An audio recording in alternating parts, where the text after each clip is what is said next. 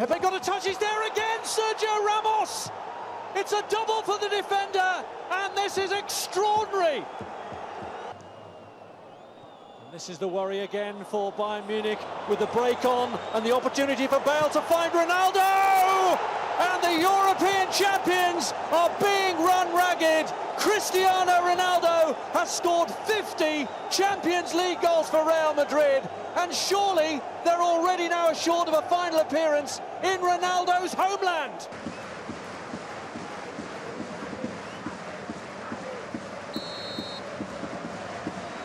Ronaldo!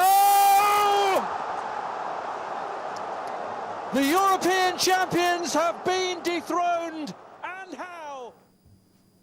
And how did the mighty fall? The big question, defending champions dethroned. Well, that's what Nnamdi Obayan joins me to talk about today. He's a sports journalist. Thank you for coming on this morning. Good to be here. We don't know how predicted that kind of scoreline.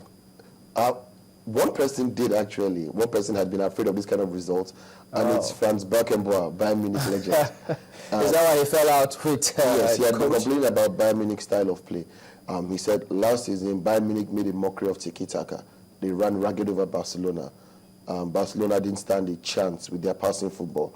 And this year they've adopted that football that they took out so easily, and they've suffered the same fate as Barcelona. You know, he complained that they passed too much. Robben wasn't shooting again. Ribéry wasn't making darting runs. What you had was people looking for people to pass to, and that wasn't the Bayern Munich game.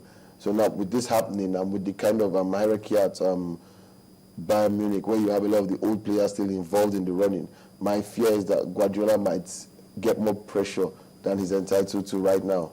Wow. But the same style of play won them. They won the Bundesliga. That's another thing. They won the Bundesliga so long ago. They beat their record last year for winning it as early as possible. They won it with about a month plus to spare, and their form has been dipping since then. They lost their first match of the season to lowly placed Augsburg. They've been having some pretty bad results. If not for a lapse in concentration, they were going to make it hard for themselves to get past Manchester United in the quarterfinals. But their form has been dipping. But what happened yesterday was simply 4 set pieces, Real Madrid, and 3 set pieces and a counter-attack. Real Madrid were much more alert. They were winning 50-50 balls. Bayern Munich were trying to play possession football. Guardiola admitted this morning, he said he made some mistakes. The truth is, whether you like it or not, Jose Mourinho has put some templates out there for beating unbeatable teams. It's simply stay disciplined, stand at the back, the bosses, keep your shape, wait for the opportunity, score, repeat. That's all his teams do. But that may not always work. Well, it may not always work, but that formula was just, revived by Jose Mourinho. It's actually the Italian philosophy of football. Take pressure and attack, and that's the school of football Carlo Ancelotti comes from. So it was easy for him to put that in Madrid. I mean, he's a Champions League winner. He won it as manager of AC Milan twice in 2000 and 2006, and it was the same thing. He had the likes of Shevchenko and Kaká breaking and set up as a fulcrum. All he had to do was use the likes of Maldini and Nesta and soak up pressure, and he's doing it again. Soaking up pressure, using set pieces. They don't waste set pieces, and even the ones they missed were very well taken. So even though they trained for all that, they took their time to prepare for this match, and Bayern Munich came out to play, and Madrid came out to play Bayern Munich in particular. So they were much more ready than Bayern Munich on the night, and that's what just happened. So, because one wonders, that style of play, the soak pressure and always and counter, against Barcelona, Real Madrid lost. And has it always worked? There will be some loopholes in that. It won't always work. And the difference was that against Barcelona, they were playing more attacking football. They were more robust in their game. Last night, it was almost like they sprung out of defense and were using pace. I mean, look at the front lineup. Ronaldo, Bale, Benzema. You know exactly what Ancelotti has in mind. Then you put 2 defensive midfielders. You're holding. He just wanted to hold, spring, and run them ragged. They have some very, very pacey players. They have players people don't. You have people like Xabi Alonso that can pick a long distance pass. So they don't always, while they run, they don't always have to move with the ball. They can go ahead of the ball, and Xabi Alonso can send it to you. So that cuts out the midfield of your opposition. And Bayern Munich didn't have an answer for all that last night. They had to resort to fouling, and Real Madrid took the set pieces. And when the set pieces even came in, I mean, look at Ramos second goal, I tell you, the 2 goals. The first one, nobody marked him. The second ball, nobody marked Pepe, who flicked it on for him, and nobody marked him when Ramos got the header again. So they didn't even mark their set pieces well. They weren't concentrated on the match. They were trying to hold possession, find passes. It was the wrong tactic. Real Madrid came to play with speed and power, spring the counter-attack, and that took out Bayern Munich. But, I mean, looking at the Bayern players yesterday, it came across, it could be wrong though, it came across as though they could offer much more than that. But they had to play to instruction. The body language reminds you of Manchester United under David Moyes, when players feel they are being told to do what they're not used to doing. Imagine telling Robben not to cut in and shoot too much, but to find the pass instead. It's not his natural game. It's not what he has been playing season in, season out at the same Bayern Munich. It's hard to adjust. It's funny when you tell Ribery that he shouldn't make a mockery of the right full back and try his shot, but he should try and pick a pass. So these things are very, very, very strange for some players. So you find them struggling to conform a lot of times. When they meet teams who are not at their best, they will win. But when they meet teams who are statically sound as them, these little gaps will show. And that's what Real Madrid exploited yesterday. And this Bayern side, they didn't even score a goal. Like I said, the same fate they gave to Barcelona last year was what they suffered this year. Too much possession of football means that in the final third of the pitch, rather than take your chances, you're trying to pick that extra pass. And any team who has enough men behind the ball will not give you that space to make that extra pass. But can Guardiola change his style of play?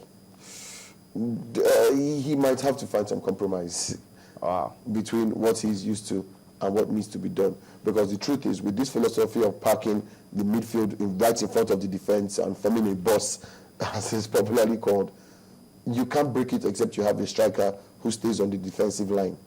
I always preach that. That's what keeps the defense back. It doesn't let them stick to the midfield, because if they keep a high line, that striker would always find space to score and run behind the defense. But when you're playing possession football, it means everybody is in front of the quote-unquote boss, and that allows the opposing team to soak up pressure easily. And you find that when they want to come out, either Ronaldo, like last night, either Ronaldo or Bale is hanging somewhere on the touchline, and once the ball is played into space, they take a narrower channel, and suddenly they have options. They can go wide or come into your box, and it's very quick. You don't have time to recover because you're playing possession football. A lot of you have gone forward.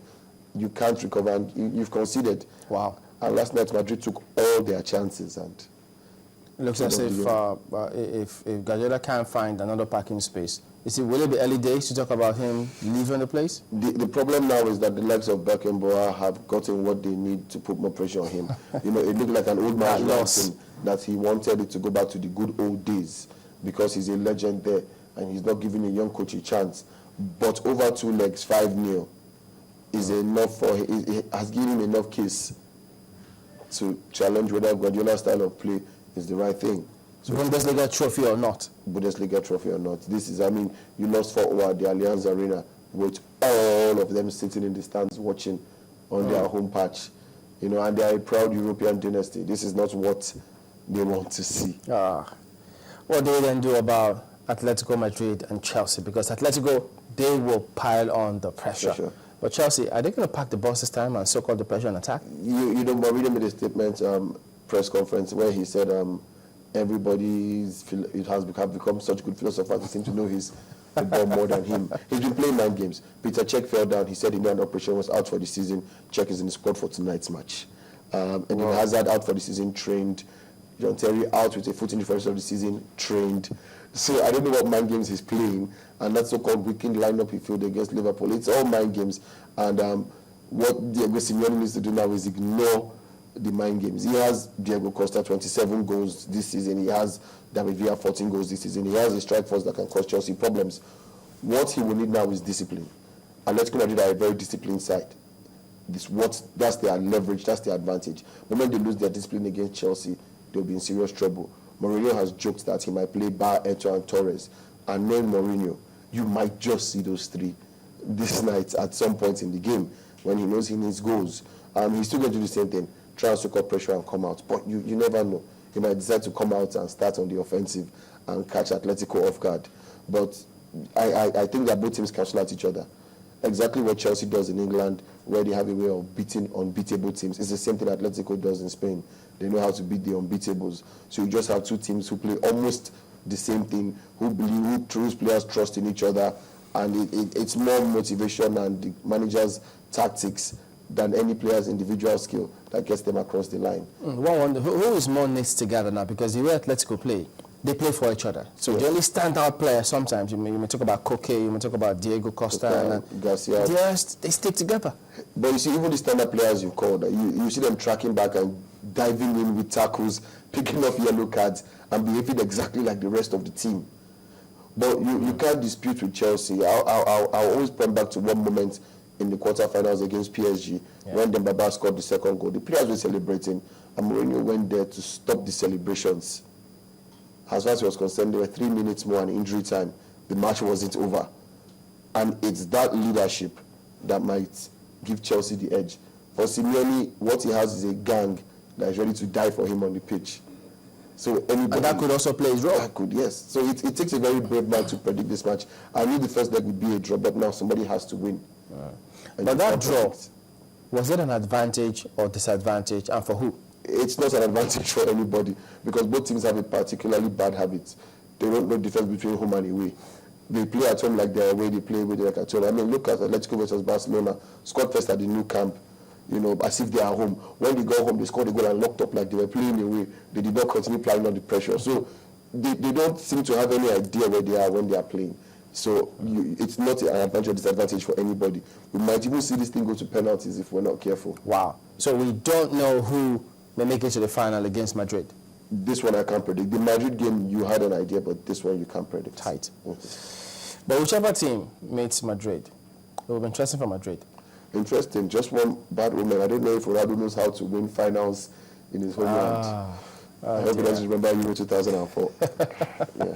Well, that'll be interesting to see. Thank you for coming on. I'm a sports journalist, and we've been taking a look at the UEFA Champions League matches. We're back after this break on Sunrise today. Join us again.